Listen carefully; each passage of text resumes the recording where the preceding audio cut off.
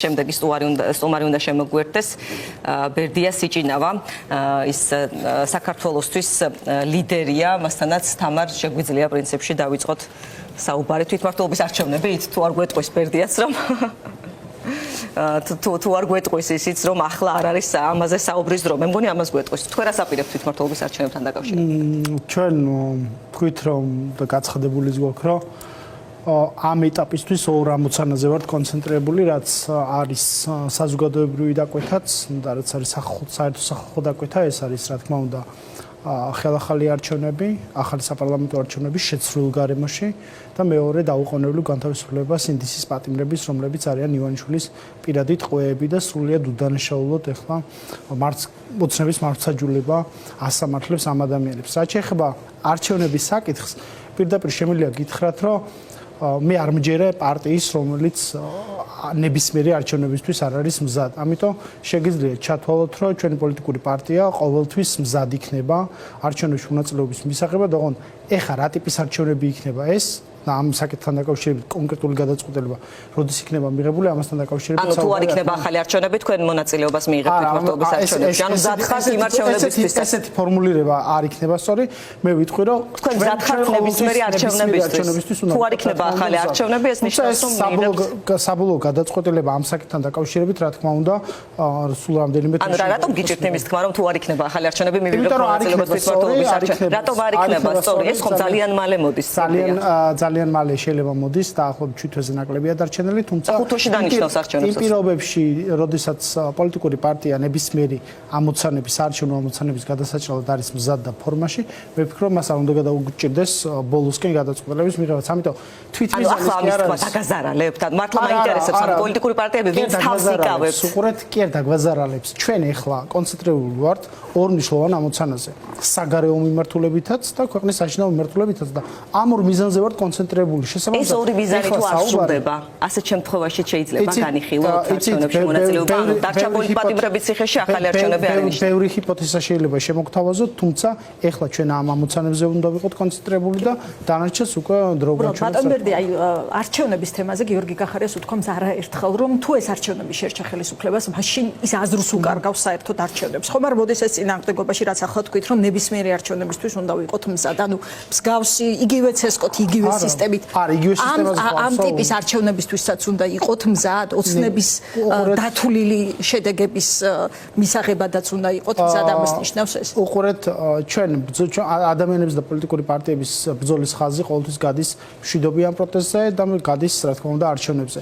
ჩვენ ყველაფერს გავაკეთებთ აბსოლუტურად ჩვენი პოლიტიკური გუნდი იმისთვის, მათ შორის ქუჩაში პროტესტებითაც, საგარეო მიმართულებით მუშაობაშიც, ქვეყნის შიგნით სხვა პარტიებთან კოორდინაციაშიც და მეხუთე პრეზიდენტთან კოორდინაციაშიც, რომ ამ ქვეყანამ მიიღოს ხელახალი არჩევნები თავისუფალ სამართლიან გარემოში. ისეთ გარემოში. ამიტომ სულ ეს იყო პოზიციონირება, რომ თავარი ისკენ არჩევნებს აზრს უკარგავს ივანიშვილი. თუ მას შერჩა ეს შედეგი. აბა აზრი თუ არ იქნება ახლა არჩევნებს და კალენდარზე მოდის შემდეგი არჩევნები ისე რომ ხელახალი არ გასაგებია, მაგრამ თვითმმართველობის კოდექსი რატომ ვერ გამორიცხა მაშინ მონაწილე. თვითმმართველობის კოდექსიც ბევრად უფრო გაუარესებულია მაგალითად 2021 წელთან მიმართებით რა პრინციპითაც უნდა ჩატარდეს არჩევნების არჩევნო კოდექსში თვითმმართველობის ნაწილი შესაბამისად ბუნებრივია პირველი ამოცანა უნდა იყოს თავისუფალი და სამართლიანი გარემოს უზრუნველყოფა ახალი არჩევნებისთვის და კონკრეტულ შემთხვევაში გადაწყვეტილებას როცა მივიღებთ ამასთან დაკავშირებით მოგახსენებთ თუმცა ეხლა ამ ეტაპისთვის ჩვენ ამ ორ ამოცანაზე ვართ კონცენტრირებული ამიტომ საუბარი და სპეკულაციები მივიღებთ არ მივიღებთ ამას როგორ გვაჩვენებს რა თქმა უნდა კი ბატონო, აი როგორი მოცემულობა გვაქვს ახლა ბატონ ბერდია, რამდენად ართულებს ამოცანებს მათ შორის ის, რომ მაინც და მაინც ახლა საქართველოსთვის ვერ ვიტყვით, რომ ან ბრიუსელს ცალია, ტრამპის ადმინისტრაციას მით უფრო, კიდევ უფრო მეტად, საერთოდ არ გაკეთებულა ახალ ადმინისტრაციაში ივანიშვილთან დაკავშირებით განცხადება, ერთხელ ახსენა ტრამპმა საქართველოს ფიქრობ არც თუ ისე კარგ კონტექსტში რომ ის წაიღო რუსეთმა. გართულებულია ახლა ამოცანები საქართველოსთვის. სიმართლე რო გითხრათ, მოდით შევაჯამოთ პროტესტის ის 100 დღე, რომელიც გქონდა, დღეს მნიშვნელოვანი თარიღია. მე ვერ წარმოვიდგენდი აი გულწრფელად, რომ ეს პროტესტი შეძლებდა და შეინარჩუნებდა ძალას და ეს არის უპრეცედენტო უახლეს საქართველოს უახლეს ისტორიაში, როდესაც 100 დღის განმავლობაში ყოველდღიურად ეს პროტესტის კერა არ ჩამქრალა და რაც ამ პროტესტმა შეძლო. პირველი სრულად ჩამოხადა ნიღაბი ივანიშვილს, როგორც ქველმოქმედ კაცს, რომელიც აღმოჩნდა მოძალადე საკუთარი მოქალაქეების ესე რომ ვთქვა, ძალადობაში მხილებული, დარბევაში, ახალგაზრდების ცემაში და საპატიმრო დაწესებულებებში გამოწყდებაში. ივანიშვილმა მოახერხა ის, რაც არ მოუხერხებია წინამორბედ ხელისუფლებას და ყავს პოლიტპატიმარი ქალბატონი ჟურნალისტი. ივანიშვილმა მოახერხა ის, რომ საკუთარ ფულსა და ძალაუფლებას უკვე ფაქტობრივად იმ ახალგაზრდების სისხლის უნი ազდის, რომელსაც რუსთაველის გამზირზე საკუთარი სადამჯელო მარბიელი რაზმებით არბევდა. პირველი ეს ნაწილი გაშიშულდა სრულად არ მხოლოდ ქვეყნის ფარგლებში შიგნით, არამედ ქვეყნის ფარგლების გარეთ. მეორე, არაღიარების პოლიტიკა მე ვფიქრობ მიღწევა მათ შორის იმ პროტესტის, რომელიც 100 დღის განმავლობაში მიმდინარეობს რუსთაველის გამზირზე და ეს არის უპრეცედენტო მართლაც, როდესაც ფაქტობრივად ოცნების ხელისუფლებას მოიხსნა მათ მინისტრებს, თანამდებობის პირებს მოიხსენებენ როგორც პარტიულ თანამდებობის პირებს, ოცნების მინისტრი, ოცნების პრემიერი, ოცნების პარლამენტის თავმჯდომარე და ასე შემდეგ. და ეს არაღიარების პოლიტიკა რა თქმა უნდა კიდევ უფრო უნდა დამძიმდეს ამ რეჟიმისთვის და მესამე მნიშვნელოვანი საკითხი უპრეცედენტო სასანქციო რეჟიმი არის ჩართული როგორც ევროკავშირის მასშტაბით, ასევე ბრიტანეთის მხრიდან, გაერთიანებული სამეფოს მხრიდან და ასევე შეერთებული შტატების მხრიდან. რაც არ უნდა გვის ვესაუბროთ დღეს როგორ ართულებს ოპოზიციის ამოცანას, იმიტომ რომ მაშინ როცა საქართველო იყო წინა ადმინისტრაციის ყურადღების ფოკუსში მეტად ბრიუსელის ფოკუსშიც მაშინაც კი ვერ ხერხდებოდა მაინც ხო საკმარისი წინეხი შექმნა ხელისუფლებაზე. ახლა როცა არცალიათ ჯერ ამისთვის, ახლა რამდენად უფრო რთულია ეს ამოცანა. რეალობას ხო თვალს და გამოწვევები რეალობას თავისი აქვს ამ ეტაპზე. აბსოლუტურად გეთანხმებით, რეალობას თვალი უნდა გავუსწოროთ. ეხლა რასაც აკეთებს ოცნების ხელისუფლება, როგორმე ცდილობს მოიგოს დრო იმისთვის, რომ როგორმე მიაღწიოს, პირდაპირ გეტყვით, შეიძლება ეს იყოს მცდელობა, როგორმე მიაღწიოს, მიღოღდეს თვითმმართველობის არჩევნებამდე და იქ რაღაცა შეცვლილი პირობებით, რაღაცა შემოგვასწავლოს. რომ დაღოღავს. გეტყვით, კოჭლი ლეგიტიმაციის პირობებში, რა ვიცი ხა, ადამიანი მიდის, რა ვიცი, თემურლენგის საფლავს ამყოფს ყვავილებით, შუა აზიაში და ამ ქვეყნების საწინააღმდეგო არავის არაფერი არ აქვს, რა თქმა უნდა, თუმცა ეს პირდაპირ მიანიშნებს იმ სისტემურ პოლიტიკურ კრიზისზე, რაც და მათ შორის იმ ურთიერთობებზე, რაც ცივილიზებულ სამყაროსთან აქვს და რაც აშორებს აი ამ რეჟიმს. და სასანქციო რეჟიმი არის რეჟიმი, რომელიც ჩაერთო ზუსტად არჩევნების დამთავრებისთანავე, მართალია ძველი ადმინისტრაციის პირობებში, მაგრამ დღეს შეიძლება მოცემულობა კონდეს ისეთი, რომ რაც არ უნდა ეხა ეტმასნებოდნენ ახალ ადმინისტრაციას, რაც არ უნდა იმედი ყოველდღე ქარდავდეს მათ გამონათქვამებს, დღეს არის მოცემულობა, როდესაც ტრამპის ადმინისტრაციის პირობებშიც ბიძინა ივანიშვილი რუსულ სპეცსამსახურებთან თანამშრომლობის გამო შეერთებული შტატების ხაზინის მიერ არის სანქცირებული. დღეს გვაქვს მოცემულობა, როდესაც ოთარ ფარცხალაძე არის სანქცირებული შეერთებული შტატების მხრიდან, დღეს გვაქვს მოცემულობა, როდესაც ძალოვანი მინისტრი წარმოუდგენელია მაგნიცკის სიაში არის სანქცირებულთა შორის, აი წარმოუდგენელი აქტის მოქმედების ქვეშ არის. ეს არის მოცემულობა, რაც გვაქვს, ეს არის ფაქტობრივი მოცემულობა.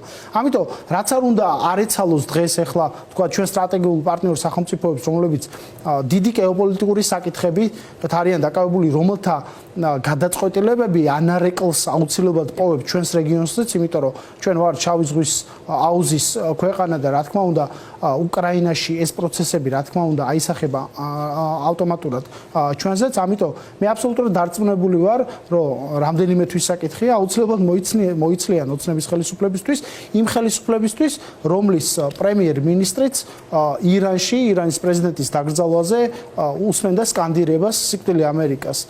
შესაბამისად, მე არ მგონია, რომ ძალიან მარტივად იყოს ისე როგორც წარმოუდგენია და ცდილობს გაასაღოს საფუძვლიანად. ამიტომ ჩვენ ეხა ამიტომ ეს არის რესურსების შეჯახება, ეს არის მოთმინების ესე რომ ვთქვათ შეჯიბრი, ამიტომ მე დარწმუნებული ვარ, რომ ჩვენი თანმიმდევრულობით, მათ შორის მხნეობით ერთმანეთი უნდა გავამხნევოთ პირველ რიგში, აუცილებლად მივაღწევთ სასრულ შედეგს, რაც არის ახალი არჩევნები. მინდა მოვასწროთ თქვენი კომენტარის მიღება, ეს არის გიორგი ბაჩიაშვილის საქმე, მისმა გაპარვამ ქვეყნიდან და ზოგადად გადათვლიან ამ საქმემ რამდენად დააზარალა ივანიშვილი. ან სამომავლოდ რა ზარალი შეიძლება მოიტანოს ინფორმაციამ, რომელიც სავარაუდოდ გაიტანა. ხო, როგორ ხედავთ? რა ვიცი, მე არ ვიცი ბაჩიაშვილს რა ინფორმაცია აქვს და რას გაასაჯაროებს, მაგრამ ფაქტი რომელიც შედგა, გიორგი ბაჩიაშვილი იყო მისი პერსონალური ტყვე და ამ ადამიანს დევნიდა იმის გამო, რომ რაღაც ბიზნეს დავა აქვს ამ ადამიანთან, ხო?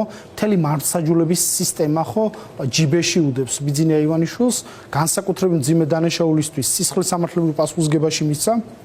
პასპორტი ჩამოართვა, ქვეყნიდან გასვლა აუგზავნა და აღმოჩნდა ისე, რომ ამ ადამიანის მთელი ეს რაღაცა დიქტატორული მისწრაფებები თურმე შეიძლება რაღაცა შავი ხვრელები ამაშიც არსებობდეს, ხო? ვიღაცა საზღვაო გზით კონტეინერი ჩამოეპარა, ვიღაცა სასაზღვრო გამშვები პუნქტის გვერდისავლით კი არა, სასაზღვრო გამშვებ პუნქტზე გაიარა სამალავით მანქანაში, ეს მიანიშნებს პირდაპირ იმაზე, რომ ეს სიტუაციის ვერ აკონტროლებს.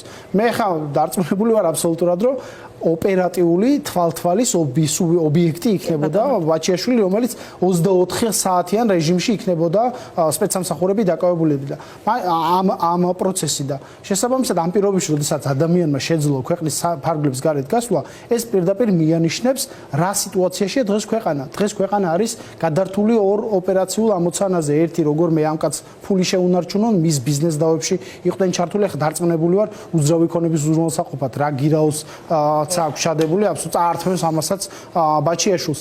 აი ეს არის ეს მოსამართლეები კი არ მოსამართლე უნდა იყოს ყველაზე თავისუფალი ადამიანი და დღეს ყავს კლერკები, რომლებიც ბიზნეს ევენშულს ემსახურებიან. შინაგანი რწმენა არ აქვთ ადამიანებს. როგორ შეიძლება მოსამართლის მაღალი სტატუსი ეკავოთ ამ ადამიანებს? კეთილი და ბერდია ჩვენ გადაცემის დასაწყისში ვილაპარაკეთ და ბოლოს გითხავთ, რატომ გაიგეთ მამუკა ხაზარაძის შეთავაზება ალტერნატიული პოლიტიკური ცენტრის შესახებ, როგორც პოლიტიკური აჩაფსანდალი. ეს თქვენი სიტყვებია. სიმართლე რო გითხრათ, მხოლოდ მამუკა ხაზარაძეზე არ არის საუბარი, ხო, რაღაცა დაკვეთა. მე ზოგადად პატივცემ შინაარს ყოველთვის, ვიდრე რაღაცა ფორმებს. მე მგონია, რომ ოპოზიციის რაღაცა ნაწილი რაღაცა გამოსავლებს ეძებს ახლა. საბჭოები, აბა ესეთი საბჭო, აბა ისეთი საბჭო. ახლა ესეთი ფორმატი, ახლა ისეთი დოკუმენტი, ახლა ასეთი დოკუმენტი. მე მაინტერესებს შინაარს, მე მაინტერესებს გეგმა როგორ. ახალი არჩევნები, კარგი, ახალი არჩევნები უნდა ჩატარდეს ასეთ გარემოში. ამ პუნქტით, ამ პუნქტ კი ბატონო, უნდა ჩატარდეს. როგორ მივდივართ ის უფრო მნიშვნელოვანი ახლა არჩევნებთან. ჩემთვის ამ ეტაპზე ამასთან დაკავშირებით შეთანხმებას რა თქმა უნდა მოვასწრებ და ჩვენი პოლიტიკური პარტია კიდევ ერთხელ ხაზგასმით ვამბობ, რომ ყოველთვის კოორდინაციაში ვიქნებით ოპოზიციის და ეს არის საკმარისი თქვენ თვლით. ახლა რა კოორდინაციაც არსებობს. აბა რა უნდა და აი კონკრეტული რა უნდა და კიდევ ერთი მნიშვნელოვანი საკითხი რომ სარკაზმს ამორჩეველი არ პატიობს ხოლმეო და კარგით ახლა თაზუდათუნაშვილის გარეშე გადაწყვეტ ჩვენი ამორჩეველი რას გვაპატიებს და რას არა და ერთი მნიშვნელოვანი საკითხი ერთი ხელით ერთიანობაზე საუბრობდე სადღეგრძელოებით და ყანწი გეჭირო სტუდიაში და მეორე ხელით შენი კოალიციის ერთ-ერთ ლიდერს ალაპარაკებდე, რომ ჩვენ ვართ გავრილოვის ღამის პარტია. თქვენ დასკვნაგა ანან რაგვარია ეს? სოლიძე, რომელიც საუბრობდა ერთ-ერთ ეთერში თითქოს გუშინ მაგალითად, თითქოს ჩვენ ვართ გავრილოვის ღამის პარტია. აი ხა რა შტაბეჭდილება უნდა დაგჭირთ ჩვენ მოქალაქეებს მიმართავ, რომ ამ ადამიანებს უნდათ გაერთიანება? ან ამ ადამიანებს უნდათ გაერთიანება წინა საარჩევნოდ, როდესაც ერთი მხრივ რაღაც ერთობას გვთავაზობდნენ და მეორე მხრივ კოალიციის სხვა ლიდერი კიდე თვალხარიას გვეძახა. არ უნდა მე არ ვიცი რა უნდა. მე არ ხაზარაძის შეთავაზების ქვეშ ვერ ხედავთ რაღაცა გულწრფელობას, რომ რაღაცა ერთად გავაკეთოთ. რა ვიცი ხა მაშინ ვიღაცამ ხომ უნდა პასუხისმგებლობა აიღოს, რა ვიცი. ტერორისტებზე იღებენ ტერორისტული ორგანიზაციები პასუხისმგებლობას და ამ ქალბატონზეც აიღოს ვიღაცამ პასუხისმგებლობა და თქვაც რომ მისი მომისმენია ანადოლიძის განცხადება, ასე რომ თავად გამოგეპასუხებათ ალბათ ის. დიდი მადლობა ბერდია რომ იყავით ჩვენი გადაცემის სტუმარი, ბერდია სიჭინავა, ახალია საქართველოსთვის ლიდერი პასუხობდა ჩვენ შეკითხვებს.